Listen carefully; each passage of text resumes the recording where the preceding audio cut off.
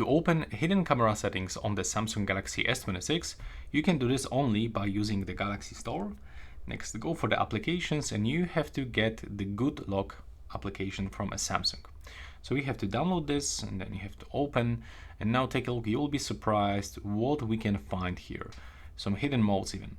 So we have to go for a camera assistant plugin, and what is really interesting that Samsung actually hide modes like the night mode, single take, or dual recording.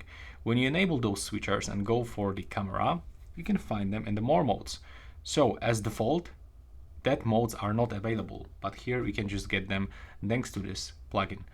And we can find a lot of other options, like for example the 3D capture, or we can save modes presets in the camera pro mode.